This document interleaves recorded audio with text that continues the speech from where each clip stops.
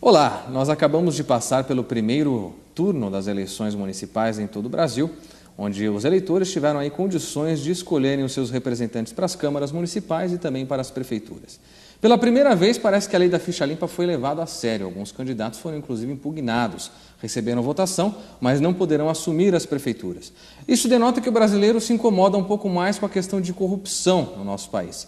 E é para falar sobre isso, sobre o combate à corrupção, se de fato é possível exterminá-lo no nosso país, que nós estamos recebendo hoje uma pessoa que entende muito disso e vai contar uma história muito interessante de como você, cidadão comum, pode combater a corrupção. Estou recebendo aqui o advogado Jorge Sanches, que também é presidente do Conselho Administrativo da Amarribo, que é uma organização justamente focada no combate à corrupção, e depois vai contar um pouquinho da história para a gente. Obrigado por sua presença, viu? Nós é que agradecemos e para nós é uma honra estar participando do programa Análise Direta. Muito bem, a honra é nossa porque, Jorge, hoje em dia o brasileiro se acostumou um pouco, na verdade eu acho que de algum tempo se acostumou com a corrupção e parece que agora começa a se despertar. Qual que é a tua visão sobre isso? De fato, o brasileiro está incomodado, quer mudar a situação do país diante disso? Não tenha dúvida, a gente tem visto e acompanhado várias iniciativas da sociedade civil que está se mobilizando, ainda de uma forma um pouco lenta, mas está já se mobilizando para tentar mudar um pouco esse estado de coisas. A corrupção ela existe no mundo todo, onde há o ser humano, há o lado positivo, há o lado bom e também há esse aspecto de pessoas do mal, né, que podem eventualmente praticar corrupção. Mas no Brasil ela é um pouco mais acentuada. A gente até acompanha o índice de percepção da corrupção anualmente e o Brasil tem tido notas baixas nesse quesito. Podemos observar que às vezes pequenos atos, a sociedade de um modo geral, embora o povo brasileiro seja extremamente honesto, ele se permite pequenos atos e não só isso. A corrupção ela começa muitas vezes no poder público, mas ela se estende para o setor privado, para as empresas e muitas vezes no cotidiano do ser humano, das pessoas, e acaba sendo assim flexível e maleável com alguns atos que na verdade são tão crimes quanto o desvio de verbas públicas. Ô Jorge, deixa eu te perguntar uma coisa. Esse índice que você fala é um índice que eu imagino global, não é isso? Que mensura os países, o índice de corrupção nos países. Como é que está o Brasil? Em que posição ele se encontra? O Brasil é o 78º de um universo de 180 países, então com nota 3,5. Isso quer dizer que não está tão ruim? Mas também não está tão bom. Não está tão bom. Porque a nota 3,5 ela está abaixo da média mínima, que seria o 5. Quanto mais próximo de 10, menos corrupto é o país. Quanto mais próximo de 0, mais corrupto é o país. Então nós temos lá a Finlândia com 8,7 e o Brasil está numa posição intermediária, porém abaixo de Chile e Uruguai na América Latina. Quer dizer que... Qual é o país mais corrupto do mundo, só a título de curiosidade? Então, agora eu não me lembro, mas são países da África. Da África. E também países fechados, como o Iraque. Assim, mas hoje... Geralmente onde tem os ditadores, eles fazem o que querem, né? Isso, exatamente. Você não tem nem muitas vezes como saber... não tem ideia do quanto se é roubado, né? Então, assim, fica difícil até analisar. Mas o que tem acontecido que eu tenho visto de bom? A sociedade civil tem começado a participar. De 10 anos para cá surgiram várias entidades, a Transparência Brasil, a Amarribo, o Instituto Etos, que lida da governança corporativa, tem Voto Consciente, Movimento de Combate à Corrupção, a Voz do Cidadão, uma série de movimentos que estão...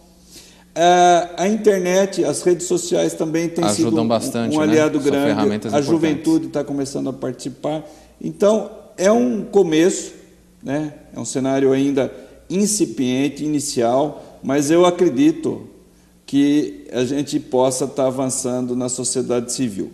Por outro lado, a legislação também, Clébio, tem melhorado, né? A gente vê que há uns tempos atrás nós não tínhamos a lei de improbidade administrativa, nós não tínhamos a lei de responsabilidade fiscal, nós não tínhamos a lei de transparência, nós não tínhamos a lei do ficha limpa, que foi um case de sucesso mundial. Por quê? Porque houve a mobilização de 1.300.000 assinaturas, na qual a Marribo foi uma das responsáveis por colher essas assinaturas. E nós não tínhamos também a Lei de Acesso à Informação, que é uma lei recente que vai poder dar não só ao cidadão, como à imprensa, como às empresas, todo o setor privado, a possibilidade de ter acesso aos documentos oficiais. Que é importantíssimo para que o brasileiro haja como uma espécie de agente fiscalizador e perceba onde é que está acontecendo esse tipo de desvio, não é? Na verdade, a gente sempre espera que os poderes e que as instituições sejam fortes. Os poderes têm que ser fortes, o legislativo tem que fazer o seu papel fiscalizador, o seu papel constitucional, não só de elaborar leis, mas de fiscalizar o executivo e de ser um representante da sociedade civil. O executivo tem que também fazer a sua parte, administrando de forma transparente, coerente e dentro dos parâmetros legais. E os partidos políticos também. Por que a ficha limpa surgiu? Porque tinha uma lacuna ética, moral e, às vezes, legal dos partidos políticos. Melhor explicando, a Constituição ela traz lá algumas hipóteses de inelegibilidade, mas, dentre elas, não estavam previstas as situações de pessoas que têm condenações judiciais. Então, o Ficha Limpa foi um movimento que surgiu da sociedade civil através das redes sociais, foi para as ruas, colheu as assinaturas, e o engraçado que muitos parlamentares eram contra o Ficha Limpa. Verdade. Inclusive subiram ao plenário e se manifestaram desfavoravelmente ao projeto. Mas, na hora da votação, o que aconteceu? Foi aprovado por unanimidade. Por quê? Porque existia uma pressão social. Exatamente. Aí foi para o presidente da República, para o presidente da República, foi sancionado. Depois foi passado pelo crivo do judiciário, para saber se era ou não aplicável em 2010, depois se ele tinha inconstitucionalidades ou não. E ele foi também chancelado pelo judiciário através do Supremo Tribunal Federal. Eu costumo dizer que o Ficha Limpa talvez seja o projeto de lei que virou lei mais genuíno da história dos 500 e tantos anos do Brasil. Porque surgiu do povo de um modo bastante genuíno, não é? Passou pelos poderes e agora já está produzindo um resultado nas eleições municipais que, ao meu ver, talvez seja a eleição mais importante. Por quê? Porque elege vereadores e prefeitos. Aonde? Na sua cidade, no seu mundo, no seu ambiente. Então, as pessoas, elas vivem nas cidades, elas não vivem em Brasília, não vivem nos palácios e gabinetes. Então, assim, é muito importante essa proximidade do cidadão com o seu representante. Porque política é coisa séria. E, a partir do momento que a sociedade brasileira, que o cidadão comum passar a dar uma certa importância à política, eu acho que nós vamos ter uma melhora na qualidade dos políticos e uma melhora na própria prestação do serviço, Então, eu acho que está melhorando.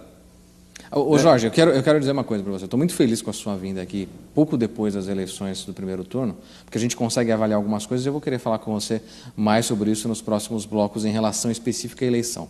E há tempo das pessoas analisarem um pouco diante daquilo que a gente vai conversar hoje, quem elas vão escolher como prefeito nesse segundo turno que acontece daqui a 20 dias. Quer dizer, os candidatos têm agora somente 20 dias para apresentar suas propostas e se defenderem de tantas acusações que vão surgir daqui para frente. Não tenha dúvida. Agora, você falou uma coisa que eu acho muito interessante, que para a gente prosseguir essa conversa, a gente precisa desmistificar, que foi a questão do brasileiro ser honesto. E, de fato, a gente acompanha, às vezes, algumas histórias muito curiosas de pessoas, até moradores de rua, pessoas ou trabalhadores bem humildes, que acham dinheiro, acham carteira, e aí vão procurar o dono, entregam para alguma autoridade. Eu acho que esse é o maior exemplo de que o povo brasileiro, especificamente o povo mais humilde, é, de fato, honesto. Mas por que tolera a corrupção na tua visão? Pois acho que é um fenômeno cultural, é um fenômeno que tem que ser estudado, porque, na verdade, O povo brasileiro ele é muito acessível e é muito aberto para mudanças, né? A gente percebe isso, por exemplo, houve uma redução grande do número de fumantes no país por conta de algumas políticas de propaganda. O pessoal está aderindo muito facilmente a cuidar do corpo, atividade física. Na época, quando saiu a proibição de não andar sem cinto de segurança, houve uma certa resistência, depois todo mundo passou a utilizar. Tudo bem, tem a punição, mas o que eu sinto que o povo brasileiro, ele aceita as mudanças. Agora, o que falta, talvez, é uma política de orientação. É um trabalho educativo nas escolas, né? Principalmente, eu acredito muito, Clébio, nas novas gerações, né? Eu brinco que os meus filhos, por exemplo, tiveram muita sorte porque nasceram junto com o Código de Defesa do Consumidor. Verdade. E eu os orientava desde 2, 3 anos de idade a pedir nota fiscal e a mesmo? olhar a validade do produto. Então, assim, são mudanças. E essas mudanças, elas têm que ser implementadas pelo Estado.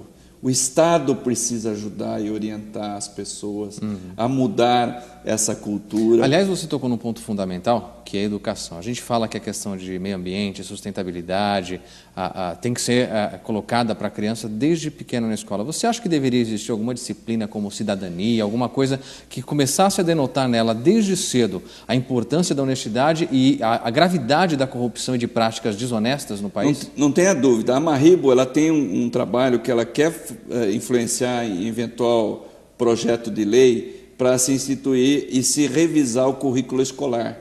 E uma das ideias seria realmente implantar uma disciplina de ética, cidadania, mostrando realmente quais as funções do administrador público e, mais do que isso, o que um ser humano tem que fazer para andar com retidão de caráter, com preceitos éticos e morais. Não aquela disciplina do passado, que no tempo do regime militar era bitolante. Não, mas uma ideia para mostrar para a criança do ensino fundamental e do ensino médio, efetivamente, essas posturas, né? Eu tenho fé, acredito muito que é possível isso. A gente tem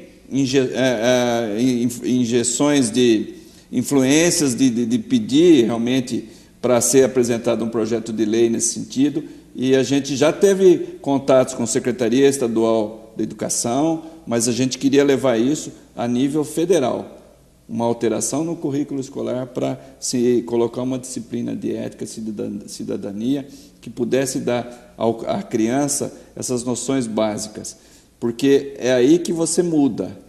A impressão que a gente tem é justamente essa, quer dizer, algumas pessoas dizem assim, eu não acredito mais nesse país, não tem mais jeito de mudar. Talvez não tenha jeito de consertar a situação que está aí, mas você pode gerar uma nova situação a partir das novas gerações, inclusive de políticos, se é que algum adolescente hoje pensa em seguir essa carreira, não é? Esse é outro ponto. Existem países, como por exemplo o Chile, que reduziu consideravelmente os índices de corrupção em 20 anos. Então, assim, é um tempo que não é tão longo. É possível se mudar uma nação, é possível se alterar esse estado de coisas. Por que o jovem não se interessa pela política? O jovem não se interessa pela política por uma situação muito simples de entender. Hoje, a forma como está constituídos os partidos políticos não permite que as pessoas de bem se aproximem. Então, vejam só, não que nos partidos políticos não tenham pessoas de bem, tem pessoas de bens, mas a estrutura partidária hoje, ela favorece a conchavos políticos, a trocas de cargos, e às vezes a pessoa é uma referência ética na cidade, é uma referência moral, e ela não se envolve com a política, porque a política expõe demais as pessoas, expõe as famílias, porque às vezes os jogos, né, de interesse são pesados. Verdade. O que eu penso? Eu penso que o Ficha Limpa é uma tábua de salvação para a gente mudar esse estado de coisas. É um primeiro passo. Ô Jorge, nós vamos precisar ir para um intervalinho, rapidinho, daqui a pouquinho a gente volta e a gente continua falando sobre isso. Não saia daí, a Análise Direta já volta, conversando hoje sobre corrupção e o combate a essa prática tão desonesta e que tem prejudicado tanto o nosso país. Até já.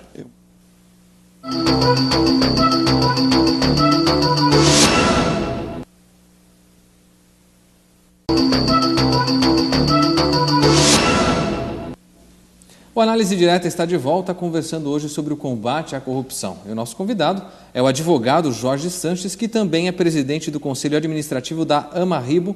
E a gente vai falar daqui a pouco sobre a história dessa organização que luta contra a corrupção também. Mas o Jorge falava para a gente no término do bloco anterior sobre algo muito importante. Você acredita então que a ficha limpa começa a mudar um pouco a história da política no Brasil? Eu acredito que num período de não sei quanto tempo, 10, 15, 20 anos, eu acho que a gente vai ter mais pessoas de bem se interessando pela política. Por quê? Porque as pessoas que vão se candidatar, elas não vão poder ter processos judiciais. Então as pessoas parece que vão se sentindo mais à vontade, e outras pessoas, que muitas vezes é referência ética e moral na cidade, que hoje não tem coragem de se envolver com a política. Aliás, nessas eleições a gente já percebeu um pouco disso, não é, Jorge? Pelo seguinte, alguns candidatos retiraram, inclusive o João Paulo Cunha, que estava disputando, se não me engano, era Osasco, era Guarulhos? Osasco, que está no julgamento do Mensalão, que foi condenado por alguns dos ministros. E aí, quer dizer, como é que o cara, sendo julgado pelo Mensalão, tem coragem de se candidatar a prefeito? É demais, não é? Eu acho que assim, a pessoa não... Até difícil de dizer, mas eles tinham talvez esperança de que o Mensalão fosse julgado todos inocentados ou até mesmo prescrito. Aliás, saber a sua opinião como alguém que combate a corrupção, como é que você vê esse julgamento e essa divergência que tem ocorrido com certa frequência entre os ministros, principalmente o relator Ricardo Lewandowski, que às vezes o brasileiro, eu escuto nas ruas, eu acho muito interessante isso. A gente pensa que as pessoas não acompanham, mas não é bem assim, não. Outro dia eu ouvi uma pessoa dizendo assim numa lanchonete: mas esse ministro aí não sei não, viu? Ele joga contra o time. Eu acho curioso. Como é que você tem acompanhado isso tudo? As pessoas, elas podem não ter o conhecimento técnico, mas elas têm sabedoria. E elas percebem, até na postura dos ministros, quem está jogando com quem ou quem está levando mais a sério. O Mensalão, ele é um marco. Ele não vai resolver todos os problemas do país. Mas ele é um marco, por quê? Porque até então, aquilo que eu disse, a corrupção é tão nefasta e a impunidade existe que as pessoas não acreditam que pode haver uma punição ou que possa combater a corrupção. E o julgamento do Supremo está mostrando que, independentemente de ser um grande empresário, independentemente de ser um grande político, a lei será aplicada, né? Então, por isso, esse momento, com a condenação dos réus do Mensalão, é um momento importante, um momento farto para a gente poder tirar um pouco essa sensação, que não é uma sensação, uma realidade de impunidade do povo brasileiro. Agora, falando especificamente do julgamento, parece-me muito claramente isso, que existem provas mais do que suficientes para que todos os réus sejam condenados, ou a grande maioria deles. E o posicionamento do ministro Lewandowski é um posicionamento difícil de se sustentar, né? Tanto é que, na última sessão, ele foi muitas vezes contraditado pelos próprios colegas. Então, me parece que ele está sozinho na interpretação dele, né? Nós somos um regime que vivemos no Estado Democrático de Direito, nós temos que respeitar as opiniões. Entretanto, os julgamentos, eles têm que ser fundamentados. O ministro parece-me que está fazendo um raciocínio equivocado na sua fundamentação.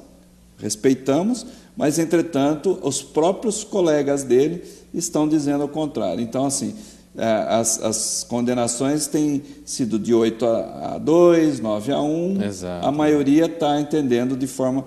E o que falou o ministro Marco Aurélio outro dia, que há sim provas, que eles não estão julgando de acordo com circunstâncias, eles estão julgando de acordo com as provas. Então, se há provas, independentemente de quem seja, tem que ser condenado. Agora, você falou uma coisa importantíssima, que é justamente isso. Me parece, então, que com a lei da ficha limpa e o julgamento do Mensalão, as portas estão se fechando para a facilidade que existia até então para a prática de corrupção, não é isso?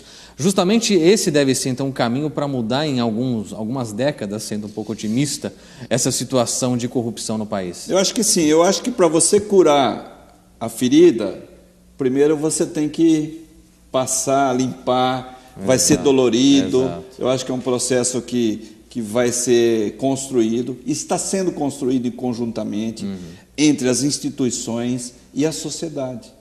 A sociedade brasileira tem que fazer a sua parte. Qual é a parte da sociedade brasileira? Participar mais, se envolver mais e poder estar atento. Agora, você disse uma coisa também que eu tenho observado.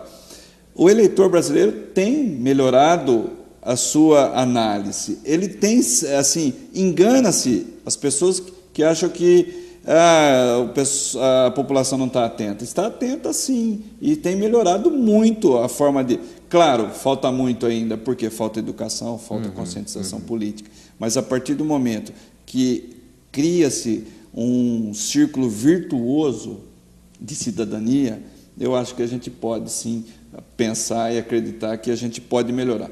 Acabar, acho que é impossível, mas reduzir drasticamente a corrupção, eu acredito e tenho fé que a gente possa fazê-lo. Agora, tem uma questão também seguinte, Jorge. Nessas eleições a gente percebeu, até achei curioso que no dia da eleição, quando o ex-presidente Lula foi votar, ele deu uma declaração para a imprensa dizendo o seguinte, porque um repórter perguntou para ele, o senhor acha que o julgamento do Mensalão, as condenações, enfim, tudo que está sendo debatido, pode refletir na eleição em São Paulo, pode prejudicar o seu candidato, Fernando Haddad, que estava aquele embolado, né, aquela situação embolada, quem ia para o segundo turno era Celso Russomano, era Fernando Haddad, era José Serra, no fim das contas, surpreendeu a queda do Russomano e acabou indo Fernando Haddad. E aí o Lula disse uma coisa que me revoltou um pouco, eu acho que todo brasileiro que tem uma certa ojeriza pela corrupção se sentiu dessa forma. Ele disse, o brasileiro não está, o povo, aliás, não está preocupado com o mensalão, está preocupado com o jogo de um time de futebol. Eu achei isso uma falta de respeito muito grande com o brasileiro. Você pensa dessa forma, quer dizer, o brasileiro de um modo geral não está acompanhando essa situação toda, ele está apático a isso, ele não se importa com isso? Eu acho que ele se equivocou-se, porque o povo brasileiro está sim começando a ficar atento e até um menosprezo dizer que o povo brasileiro não tá atento aos fatos. Eu me senti particularmente ofendido, né, Jorge? Não tenha dúvida, eu também me senti ofendido, porque na verdade, o que falam é exatamente o contrário, que se não tivesse tudo isso aí, podia ser que o candidato do ex-presidente, teria tido até mais votos. Né? E então, ainda teve aquela aliança lá, que a gente não vai comentar aqui, porque não, mas é uma aliança com uma pessoa duvidosa, não é isso? Com um histórico de corrupção bastante complexo. As ideologias partidárias são deixadas de lado, e os interesses políticos, muitas vezes, que em tese seriam conflitantes, se aglutinam, né? E isso, assim, merece reflexão de uma reforma política.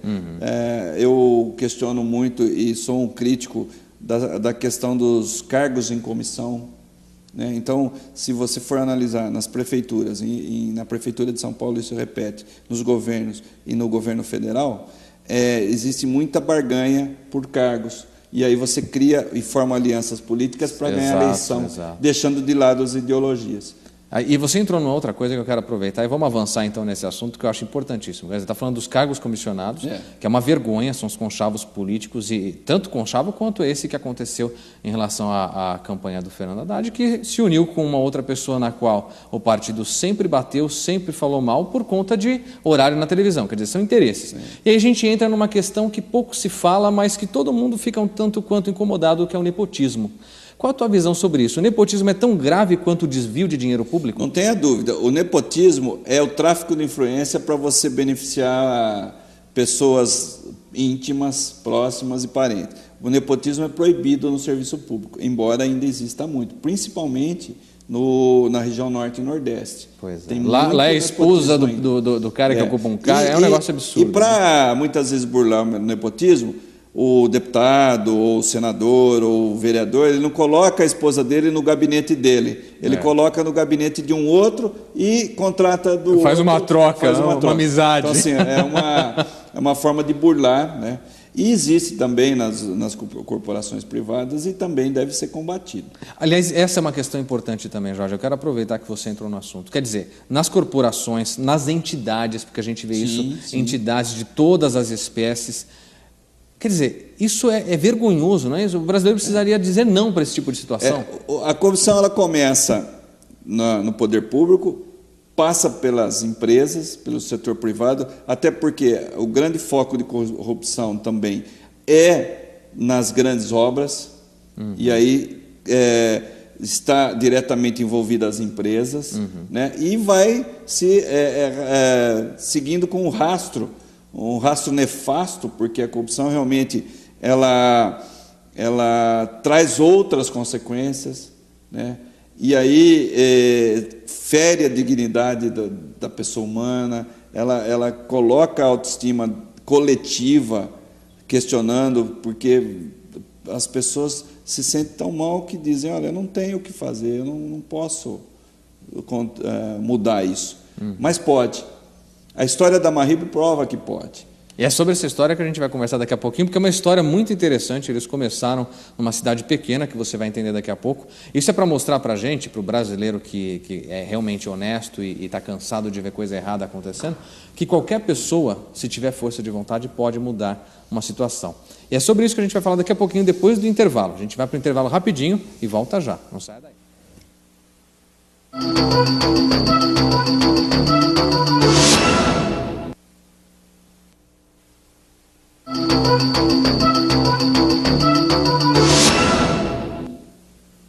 O Análise Direta está de volta e, infelizmente, para o último bloco falando sobre combate à corrupção. Eu gostaria que a gente tivesse horas para falar sobre isso, mas não vai faltar oportunidade para a gente trazer tanto o Jorge Sanches, que está com a gente aqui hoje, que é advogado e também presidente do Conselho Administrativo da Amarribo, que você vai entender já já o que é, uma associação super interessante de combate à corrupção também.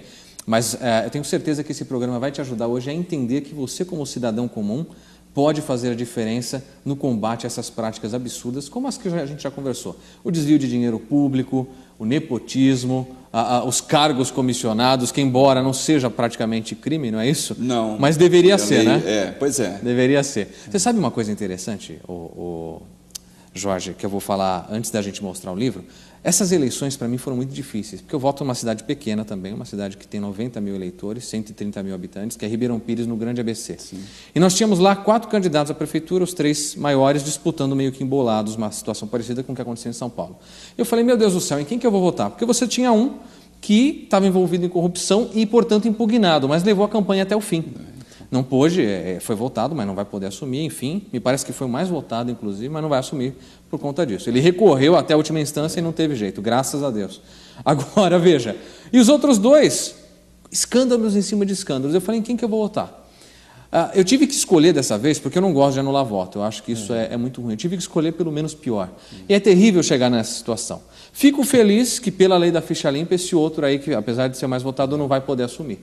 Quer dizer, a gente vê, como você bem disse nos blocos anteriores, começa a mudar, mas a passos de tartaruga. O filtro ainda ele é amplo. Aos pouquinhos esse filtro vai diminuir, nós vamos fazer uma peneirinha e só vai... E aí vai sobrar só quem nas próximas eleições, é o que a gente deseja. Eu acho até que deveria, nas próximas eleições, a ficha limpa ela contempla só a questão de processo judicial, não é isso? Criminal não.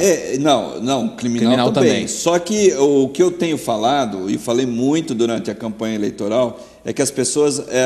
às vezes a pessoa não tem nenhum processo, mas ela não tem uma retidão de caráter, ela não tem uma conduta ética na família, às vezes ela não trata bem os filhos, às vezes ela trai a esposa, Exato. Às vezes ele é um contumaz transgressor de pequenas coisas, como o trânsito, essas coisas. Então, assim, o eleitor ele tem que olhar a vida pregressa do candidato também. Eu acho até que deveria ser assim, Jorge. Deveria ter um conselho que escolhe os candidatos e essa pessoa passar por uma entrevista. Saber como é que está o SPC, no SPC o nome do cara. Exato. Se tem nome sujo, por que quer ser candidato? Vai pegar dinheiro? Vai fazer mutreta para resolver a vida? Se para ser funcionário público, por exemplo, existe um rigor muito grande, da pessoa não pode ter nem... A certidão tem que ser toda negativa.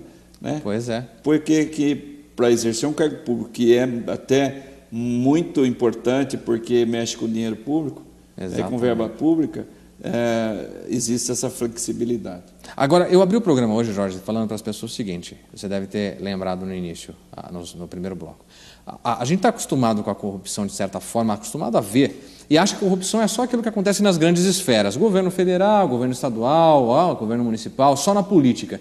Mas o ato do brasileiro permitir ou participar de algumas coisas, como a gente viu várias vezes em diversas regiões do país, por exemplo, a máfia das carteiras de habilitação, que o cara não faz as aulas, mas vai lá e paga e tem direito não, né? Ele consegue a carta. É crime, é corrupção. A história de um guarda rodoviário parar alguém numa rodovia e ele tirar uma onça, que tem um amigo meu que fala assim, eu ando com uma onça na carteira e outra no quebra-sol do carro, porque se o guarda me parar, eu tiro a onça, tá aqui, toma um cafezinho, te garanto a picanha. Isso é corrupção e precisa acabar no Brasil. Precisa acabar essa prática de pequenos delitos, que são... A lei está igual. Né? Exato. Você transgredir uma coisa pequena tem a mesma eficácia de algo maior. Então, exatamente, as pessoas precisam começar a pensar. Porque aponto o dedo, mas eu faço. Né? Eu furo fila.